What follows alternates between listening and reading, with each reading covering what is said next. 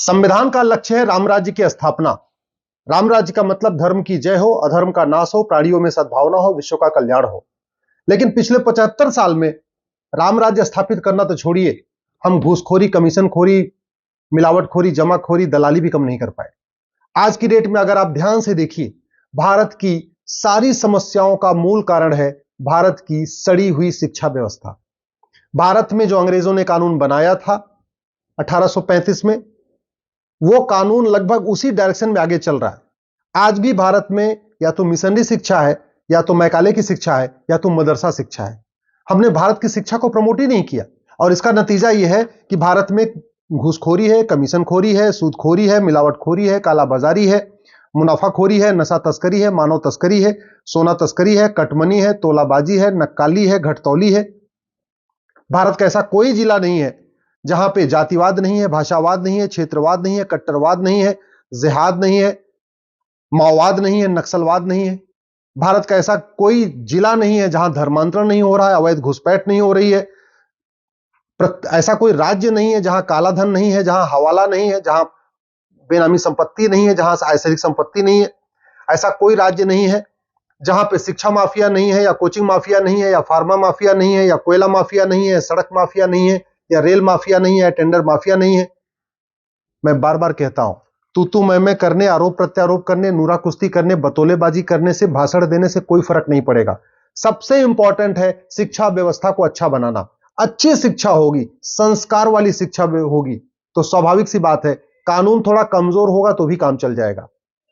भारत को अगर बदलना है, भारत को विश्व गुरु बनाना है, भारत में धर्म की जय करना है, अधर्म का नाश करना है, तो उसका सबसे पहले इंपॉर्टेंट है कि भारत में जो कानून चल रहा है, ये राइट टू एजुकेशन एक्ट 2009, इसको बदल के इसमें एक शब्द जोड़ दिया जाए, इक्वल एजुकेशन। इक्वल यानी ये हो जाएगा राइट टू इक्वल एजुकेशन। अभी ये है राइट टू एजुकेशन, इसको बदल देना चाहिए, इसको कर देना चाहिए राइट टू इक्वल एजुकेशन। और इसमें सबसे पहले संस्कार सिखाना चाहिए। सबसे पहले संस्कार को शामिल करना पड़ेगा। ये मेरे पास महर्षि दयानंद की पुस्तक है, संस्कार विधि, आपको दिख रही होगी, बहुत अच्छी किताब है। अगर ये संस्कार विधि घर घर पहुंच जाए, जन जन पहुंच जाए, संस्कार 16 संस्कार के बारे में लोगों को पता चल जाए, तो मैं गारंटी के साथ कहता हूं बहुत सारा भ्रष्टाचार, अपराध, अलगाववाद, कट्टरवाद, जिहाद, मजहबी उन्माद अपने आप ही कम हो जाएगा। लोग जानते ही नहीं है न, जब जानते नहीं है तो उसको फॉलो कैसे करेंगे। 16 संस्कार को महर्षि दयानंद जी ने इतना अच्छा लिखा हुआ है कि अगर इसका पालन करना शुरू हो जाए, और पालन करना मैं बार बार कह रहा हूं, अगर ये मंदिरों के माध्यम से लागू होगा, समाज के माध्यम से लागू होगा, तो घर घर नहीं पहुंचेगा, गरीबों तक नहीं पहुंचेगा, दलितों तक, आदिवासियों तक नहीं पहुंचेगा। अगर इसको शिक्षा के, इसको सिलेबस में शामिल कर दिया गया, प्राइमरी के सिलेबस में या जूनियर हाई स्कूल के सिलेबस में, तो ये घर घर पहुंच जाएगा, क्योंकि right to education fundamental right है। 8वीं तक सब बच्चे पढ़ते ही पढ़ते हैं। तो अगर इसको सिलेबस में डाल दिया जाए, एक किताब ही लगा दिया जाए 16 संस्कार या संस्कार विधि, तो सब अपने आप सीख जाएंगे। बच्चे भी सीखेंगे, मां बाप भी सीखेंगे, टीचर भी सीखेंगे, जो ट्यूशन पढ़ाएगा वो भी सीखेगा। इतनी अच्छी व्यवस्था दिया था हमारे यहां। पहला संस्कार गर्भाधान संस्कार, दूसरा संस्कार पुंसवन संस्कार, तीसरा संस्कार सीमांतोनयन संस्कार, चौथा संस्कार जातकर्म, पांचवा नामकरण संस्कार, छठवां निष्क्रमण संस्कार, सातवां अन्नप्राशन संस्कार, आठवां मुंडन संस्कार, नौवां कर्णभेदन संस्कार, 10वां विद्यारंभ संस्कार, फिर उपनयन संस्कार, केशांत समावर्तन संस्कार, विवाह संस्कार, वानप्रस्थ संस्कार, संन्यास संस्कार, अंत्येष्टि संस्कार। इस तरीके से जो 16 संस्कार थे, जब तक भारत में इसको फॉलो किया जाता था तब तक शांति थी, समृद्धि थी, खुशहाली थी। जैसे ही हमने 16 संस्कार को छोड़ा, हमने अपने वेद पुराण को छोड़ा, हमने भगवत गीता और रामायण को छोड़ा, आप देख लीजिए, कहने को हम मॉडर्न कहलाते हैं, आधुनिक कहला रहे हैं, लेकिन सच्चाई यह है भाई भाई का रिश्ता खत्म हो चुका है, माता पिता का रिश्ता टूट रहा है, पिता पुत्र का रिश्ता टूट रहा है, भाई बहन का रिश्ता टूट रहा है, पति पत्नी का रिश्ता टूट रहा है। समाज में इतनी कड़वाहट है, इतनी नफरत है, एक दूसरे से ईर्ष्या है, द्वेष है। उसका सबसे बड़ा कारण यह है कि हमने 16 संस्कार को घर घर नहीं पहुंचाया। दूसरा, हम बाबर, हुमायूं, तुगलक, गोरी, गजनी को पढ़ा रहे हैं अपने स्कूलों में, लेकिन महर्षि भारद्वाज को नहीं पढ़ा रहे, महर्षि अत्रि को नहीं पढ़ा रहे, महर्षि कौशिक को नहीं पढ़ाते, महर्षि सांडिल्य को नहीं पढ़ाते, महर्षि गर्ग को, महर्षि पराशर, महर्षि गौतम, महर्षि सुनक, महर्षि कश्यप, महर्षि भार्गव, महर्षि वत्स, महर्षि वशिष्ठ, महर्षि कात्यायन, महर्षि व्यास, महर्षि मुद्गल, महर्षि भृगु, महर्षि कौशल, महर्षि अगस्त, महर्षि कात्यायन, इनको नहीं पढ़ा रहे। हम इतना तक नहीं बच्चों को समझा पा रहे हैं कि धर्म अलग चीज है, रिलीजन अलग चीज है। रिलीजन का मतलब पंथ होता है, धर्म तो पूरी दुनिया में एक ही है, सनातन धर्म है, बाकी पूजा पद्धति अलग अलग है, उसको रिलीजन कहते हैं। हमारे बच्चे इतने कंफ्यूज हो चुके हैं, हमारे बच्चों को राम के पूर्वजों का नाम भी नहीं पता। आज की डेट में इस मैकाले मिशनरी मदरसा शिक्षा का परिणाम यह है कि सब बीमारियां बढ़ती चली जा रही हैं। और बीमारियां बढ़ने का कारण यह है, हम अपने बच्चों को न महर्षि चरक के बारे में पढ़ा रहे हैं, न महर्षि सुश्रुत के बारे में पढ़ा रहे हैं, न महर्षि वाग्भट के बारे में पढ़ा रहे हैं, न महर्षि पतंजलि के बारे में पढ़ा रहे हैं, न महर्षि शारंगधर के बारे में पढ़ा रहे हैं, न महर्षि माधवकर के बारे में पढ़ा रहे हैं, न महर्षि भावप्रकाश के बारे में पढ़ा रहे हैं। अगर हम इनको पढ़ाना शुरू कर दें, नेचुरोपैथी सिखाना शुरू कर दें, इंद्रियों पर नियंत्रण करना शुरू कर दें, तो मैं कह रहा हूं आधी समस्याएं अपने आप खत्म हो जाएगी।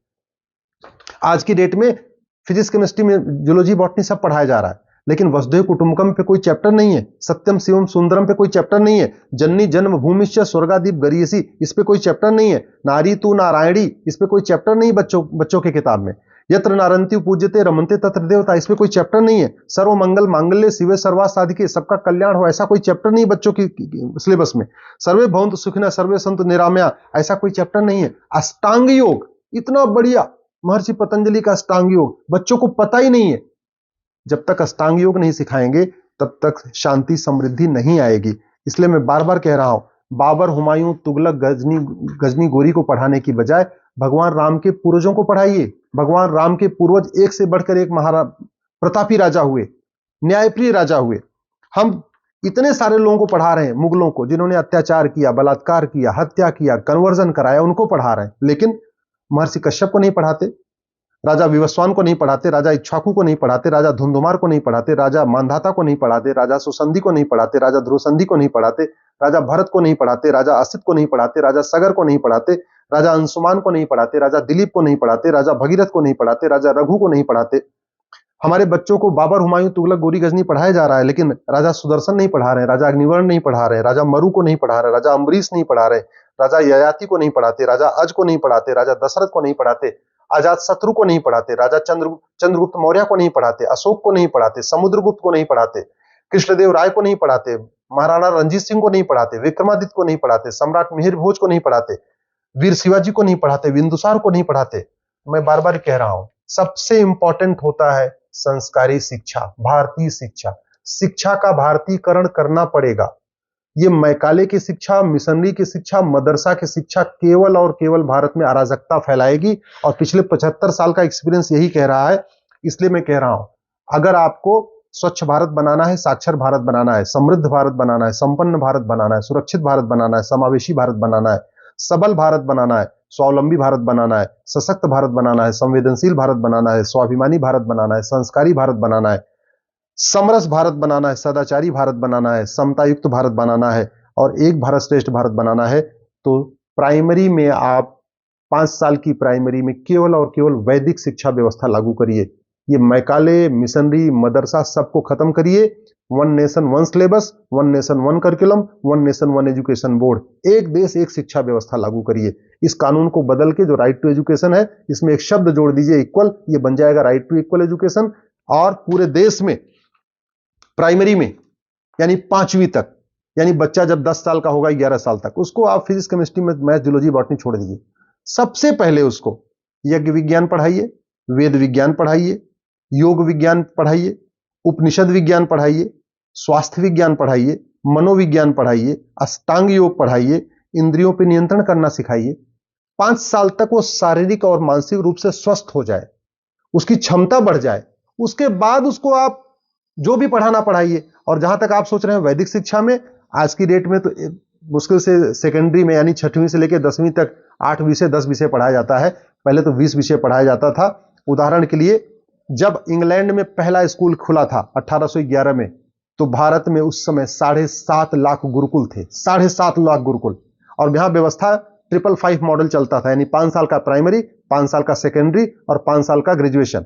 5 साल की प्राइमरी में मैंने बताया यज्ञ विज्ञान, वेद विज्ञान, योग विज्ञान, उपनिषद विज्ञान, स्वास्थ्य विज्ञान, मनोविज्ञान, अष्टांग योग, ये पढ़ाया जाता था।